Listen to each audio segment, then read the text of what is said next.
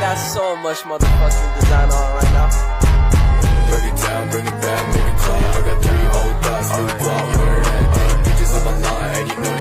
Baik, terima kasih kesempatan yang telah diberikan kepada kami dari kelas 12 IPS 2 untuk membahas materi kami mengenai sistem dan struktur politik ekonomi Indonesia masa reformasi 1998 sampai sekarang. Dan sebelumnya, perkenalkan, nama saya Anania Halau.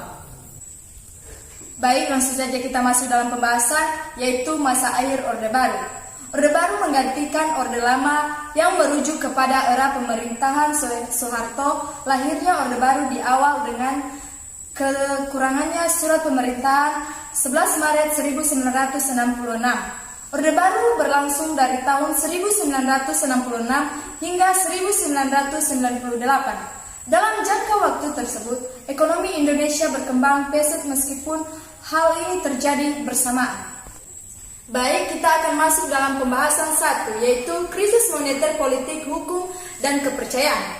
Krisis moneter adalah keadaan keuangan suatu negara dalam kurang waktu tertentu yang ditandai dengan merosotnya nilai tukar uang suatu negara terhadap mata uang negara lainnya. Sebagian besar negara-negara di dunia pernah mengalami krisis ekonomi, bahkan AS juga pernah mengalaminya.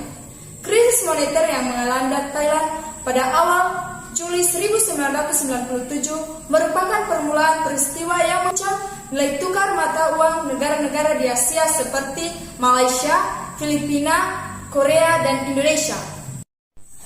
Presiden Soeharto meminta bantuan dari internasional IMF pada Oktober 1997 dengan syarat pemerintah Indonesia menghentikan subsidi dan penutupan 16 bank swasta.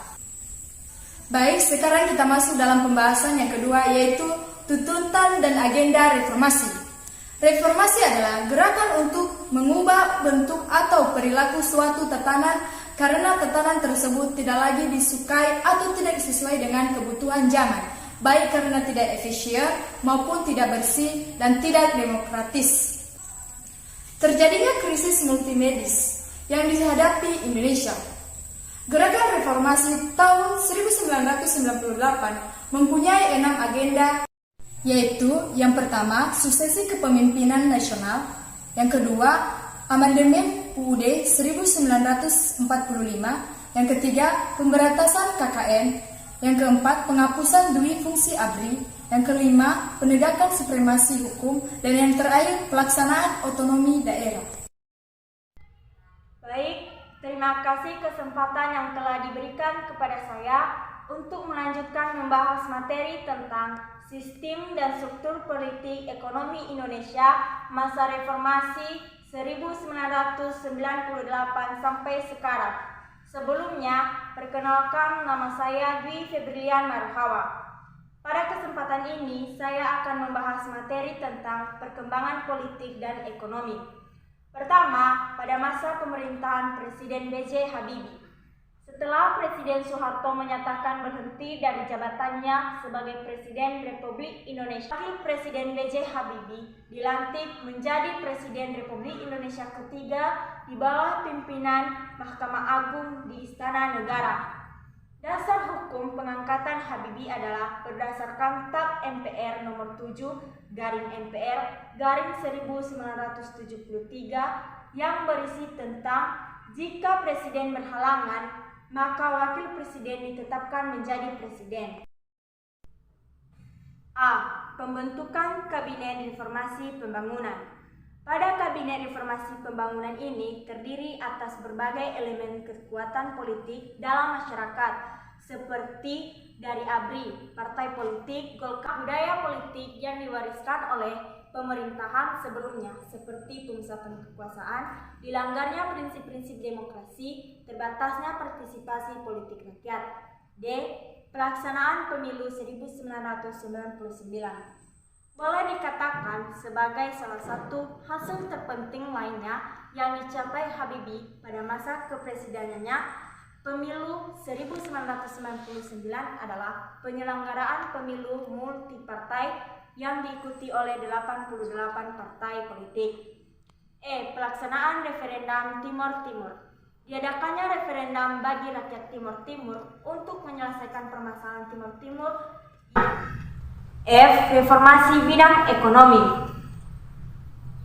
Di dalam bidang ekonomi ini ada kebijakan ekonomi Presiden B.J. Habibie yang dilakukan dengan mengikuti saran-saran dari moneter internasional yang dimodifikasi dengan mempertimbangkan kondisi perekonomian Indonesia yang semakin memburuk. Baiklah, saya yang bernama Yarni Kurniasi Daily akan melanjutkan materi yaitu stabilisasi politik dan rehabilitasi ekonomi.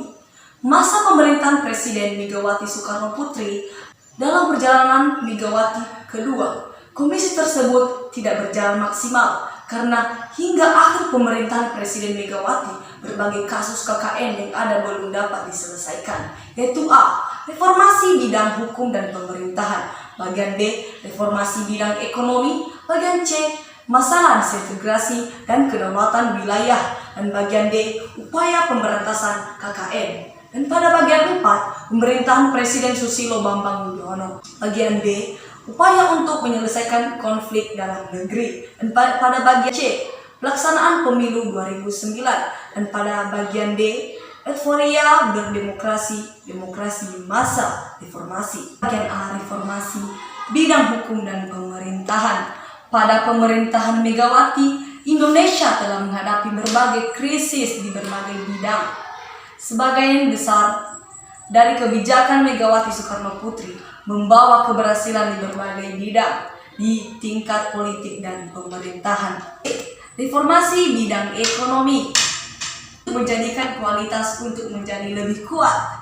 Dan pada bagian C, masalah disintegrasi dan kedaulatan wilayah, yaitu hal ini disebabkan karena terjadi krisis ekonomi pada tahun 1997. Inflasi yang ditimbulkan dari krisis ini semakin meningkat dan semakin membuat rakyat hidup miskin dan menderita. Adalah keadaan tidak bersatu padu yang membuat keutuhan atau persatuan hidup yang dapat menyebabkan terjadinya perpecahan. Upaya dalam meningkatkan kesejahteraan masyarakat yaitu dengan memberikan suatu kebutuhan, keutuhan yang akan membuat masyarakat lebih dekat dan juga membuat masyarakat lebih bekerja sama satu sama lain. Dan juga upaya untuk menyelesaikan konflik dalam negeri. Dalam suatu kehidupan ini, terutama dalam kemasyarakatan. Mungkin kita manusia itu emang memiliki konflik, terutama dalam suatu negeri kita, yaitu bangsa kita sendiri. Baik, terima kasih kesempatan yang telah diberikan kepada saya untuk melanjutkan pembahasan materi sistem dan struktur politik ekonomi Indonesia masa reformasi 1998 sampai sekarang. Baik, sebelumnya saya akan memperkenalkan diri. Nama saya Empu Marwao. Langsung saja, saya akan membahas tentang materi perkembangan ilmu pengetahuan teknologi di Indonesia. Perkembangan sebuah bangsa sangat dipengaruhi oleh perkembangan ilmu pengetahuan dan teknologi di negara kita. Pemerintah Indonesia telah berupaya mengembangkan ilmu pengetahuan dan teknologi yang sesuai bagi pembangunan bangsa dan negara Indonesia. Pada tahun 1956, melalui Undang-Undang Nomor 6 Tahun 1956, pemerintahan Indonesia membentuk Majelis Ilmu Pengetahuan Indonesia atau MIPI dengan tugas pokok yaitu 1. Membimbing perkembangan ilmu pengetahuan dan teknologi. 2. Memberi pertimbangan kepada pemerintah dalam hal kebijakan ilmu pengetahuan. Sejarah perkembangan ilmu pengetahuan dan teknologi di Indonesia setelah merdeka terbagi menjadi 2 dekade, yaitu pada dekade pertama 1945 sampai 1976, bangsa Indonesia mulai mengerti arti teknologi produksi walaupun masih dalam tingkat pasif dan penuh ketergantungan pada pihak luar negeri.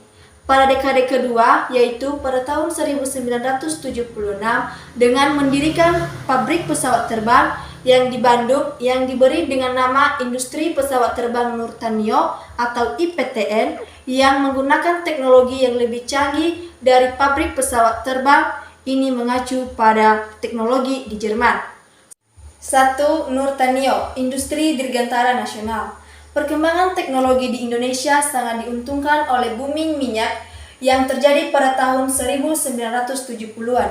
Booming minyak memberikan keuntungan kepada Presiden Indonesia ketika pemerintahan Orde Baru mulai merancang teknologi tinggi, khususnya pembuatan pesawat terbang nasional. Industri pesawat terbang Nurtanio yang bertempat tinggal di Bandung mulai merancang pada tahun 1976. 2. Teknologi komunikasi dan transportasi. Pada tahun 1976, tepatnya tanggal 16 Agustus, merupakan awal revolusi teknologi komunika di Indonesia ketika pemerintahan teknologi baru mengembangkan sistem teknologi komunikasi berbasis satelit untuk menghubungkan komunikasi di wilayah Indonesia yang luas. 3. Revolusi hijau. Revolusi hijau merupakan upaya pemerintah dalam mengembangkan hasil pertanian melalui kebijakan modernisasi pertanian. Terima kasih atas kesempatan yang telah diberikan kepada saya untuk melanjutkan materi tentang sistem dan struktur politik ekonomi di Indonesia masa reformasi tahun 1998 sampai sekarang.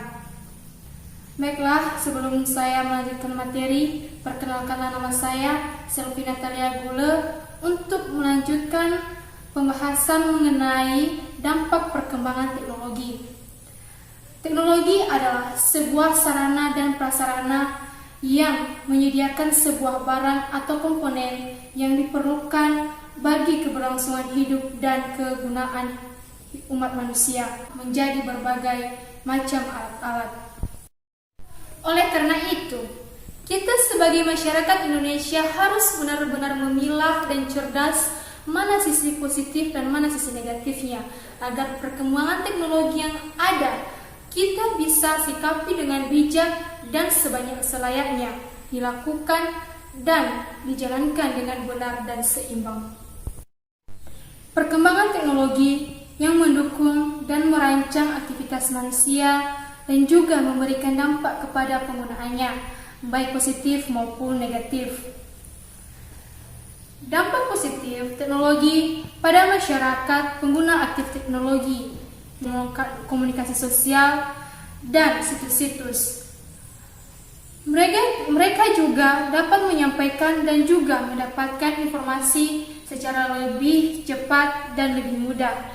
Seiring perkembangannya, teknologi komunikasi di Indonesia terasa menjadi komunikasi lebih mudah seiring perkembangan teknologi. Namun, kemajuan teknologi memang membawa dampak positif yang banyak, namun begitu juga dengan dampak negatifnya. Misal, dalam kasus buzzer di Twitter, bila informasi yang disebarkan merupakan ilmu yang berguna, maka menjadi hal positif. Namun, jika informasi yang disebutkan merupakan fitnah terhadap seseorang, maka hal itu akan merugikan pihak yang terkait. Namun, dari berkembangnya teknologi komunikasi akan selalu berkembang dari tahun ke tahun. Perkembangan ini dikarenakan adanya pengaruh globalisasi dan dampak dari negara maju yang semakin peka terhadap teknologi komunikasi. Berkat kemajuan ilmu, pengetahuan, dan teknologi, manusia dapat menciptakan alat-alat serta peralatan yang canggih untuk berbagai kegiatan, sehingga dalam kegiatan kehidupannya tersedia berbagai kemudahan. Hal ini memungkinkan manusia dapat melakukan kegiatan dengan efektif dan efisien. Dalam hal ini, perkembangan teknologi tentu membawa perubahan yang begitu baik dan pesat dalam kehidupan manusia. Perkembangan itu baik adanya jika sesuai dengan apa yang diharapkan saat besar pengetahuan dalam kehidupan berbudaya. Teknologi sendiri dapat muncul dari ilmu pengetahuan yang selalu berkembang dari zaman ke zaman. Baik, dalam video tadi kita dapat menyimpulkan bahwa masa reformasi di Indonesia dimulai pada tahun 1998, tepatnya pada saat Presiden Soeharto mengundurkan diri pada 21 Mei 1998 dan digantikan oleh Wakil Presiden B.J. Habibie. Pada masa ini terjadi perubahan sistem politik yang sangat signifikan untuk menggantikan sistem politik yang diterapkan pada masa Orde Baru. periode reformasi masih berlangsung hingga saat ini. Baik, demikian saja hasil presentasi kami dari kelas 12 IPS 2. Jika ada kesalahan, baik dari segi penyampaian, tutur kata, kami mohon maaf. Dan akhir kata kami ucapkan terima kasih, kami pamit undur.